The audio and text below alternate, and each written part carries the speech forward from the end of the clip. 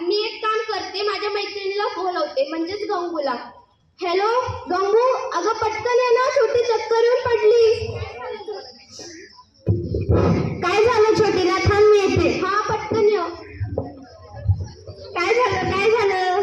मी सांगितलं होतं ना मागच्या वेळेस अमावस्याला सुद्धा डुकरेबाईंना असंच झालं होतं.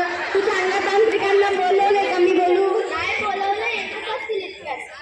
ऐक ना, तू डॉक्टर आलेत का बघून येतेस का? बोलवते.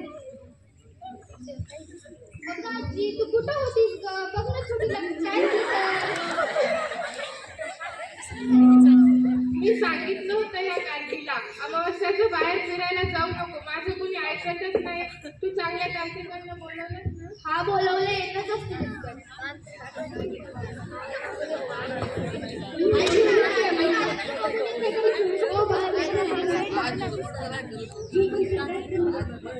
या या या, सोडण्यासाठी मागून पाहिला कुठं पण दरवाजा होता ना.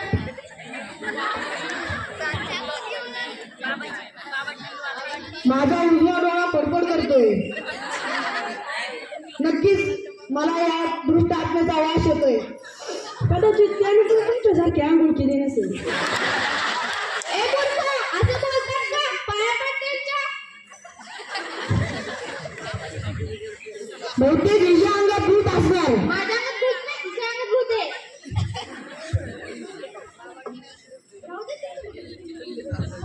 अरे दादा, तू यांचं काय ऐकू नको, तू जा डॉक्टरांना बोलवा. मी डॉक्टरांना बोलून आणतो.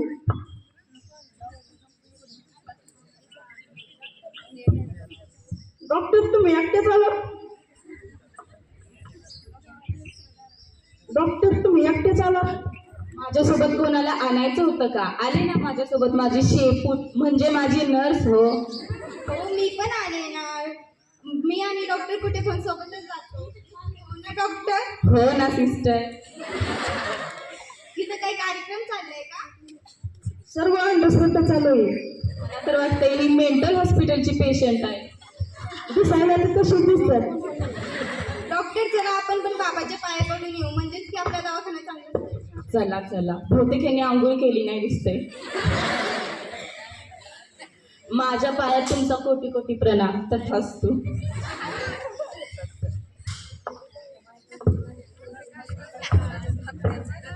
लिंबू आहे का? नाही ना. असू द्या, आमच्याकडे लिंबू आहे, परंतु 5 रुपये पेटीएम करा. पण बाजारात 10ला 4 लिंबू मिळतात ना.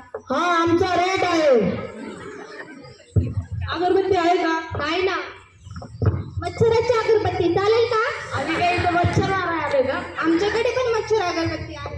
तुम्ही त्या मच्छर अगरबत्तीचं काय करता? जेवण. जेव्हा पेशंट येत नाहीत ना तेव्हा आम्ही माशा मारतो.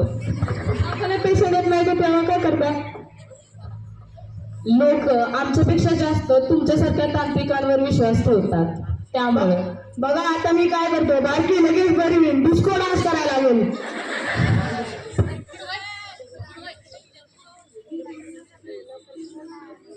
ओम भगनी भागवत्री पद्माचे त्यांनी ओम वत्सा.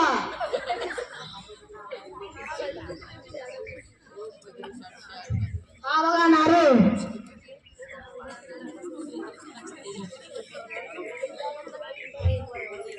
हे बघा लिंबू. हे दोन्ही जर लाल निघाले तर आपण समजू हिच्या अंगात खरोखरच भूत आहे. भूत वगैरे काही नाही, हे सायकोलॉजिकल इल्युजन आहे.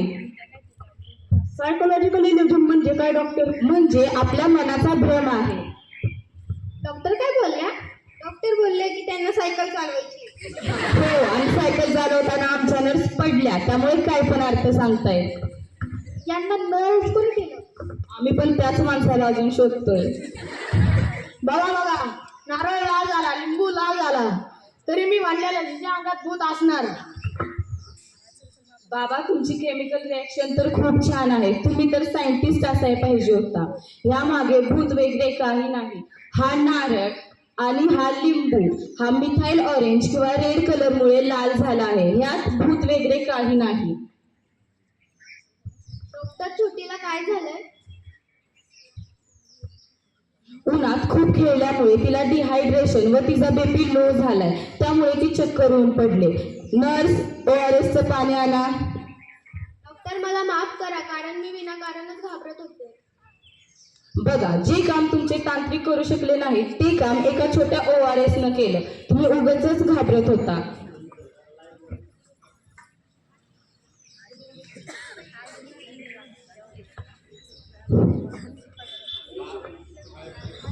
डॉक्टर, आपल्याला खरंच मच्छर आगारबद्दल घ्यावे लागते. का बरं? जराशी लोक असतील तर आपल्याला मच्छर मारत बसावं. बरोबर आहे. जर लोकांनी अशा तांत्रिकांवर विश्वास ठेवला तर भविष्यात सुद्धा अशी बिकट परिस्थिती येऊ शकते. बरोबर आहे, आम्ही जातो आता. आम्हाला बाजारात लिंबूचा रेट बघायचा आहे. बघा, म्हणलेलं तर नाही. आपल्या मनात खूप ताकद असते. आपले मन आपल्याला क्षणात निरोगी किंवा क्षणात रोगी करू शकतो. आणि जर आपण घाबरलो तर रेड कलरचं पाणी सुद्धा रक्त वाटायला लागतं. त्यामुळे घाबरू नका. प्रत्येक गोष्टी मागे एक सायंटिफिक रिझन असते.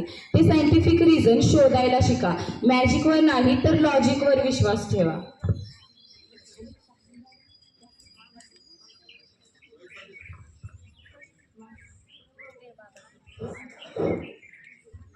जाता जाता तुमच्यासाठी फक्त एकच छोटा संदेश आहे की नारळाचा रंग आणि लिंबाचे रक्त, नारळाचा रंग आणि लिंबाचे रक्त, नारळाचा रंग आणि लिंबाचे रक्त, नारळाचा रंग आणि लिंबाचे रक्त. बाबा म्हणायचे, आम्ही भूतांचे भक्त. डॉक्टर म्हणाली. हा तर केमिस्ट्रीचा खेळ आहे. डॉक्टर म्हणाली. हा तर केमिस्ट्रीचा खेळ आहे. अंधश्रद्धा घालवायची, अंधश्रद्धा घालवायची हीच खरी वेळ आहे. भूत खेळ नसते काही. हा तर मनाचा खेळ आहे. भूत खेळ नसते काही. हा तर मनाचाच खेळ आहे. विज्ञानाची साथ द्या, हीच खरी वेळ आहे. विज्ञानाची साथ द्या, हीच खरी वेळ आहे. विज्ञानाची साथ देऊन अंधश्रद्धा संपवूया. विज्ञानाची साथ देऊन अंधश्रद्धा संपूया. प्रत्येक गोष्टी मागचे का कसे ते शोधूया. प्रत्येक गोष्टी मागचे का कसे ते शोधूया. आम्हाला आमची कला सादर करण्याची संधी दिली. आमच्या विनोदांवर भरभरून हसला. आमच्या नाटकाला प्रेम दिले त्याबद्दल धन्यवाद. पार्ट 2 साठी तयार राहा. पुढच्या वर्षी आम्ही नक्की येऊ. थँक्यू.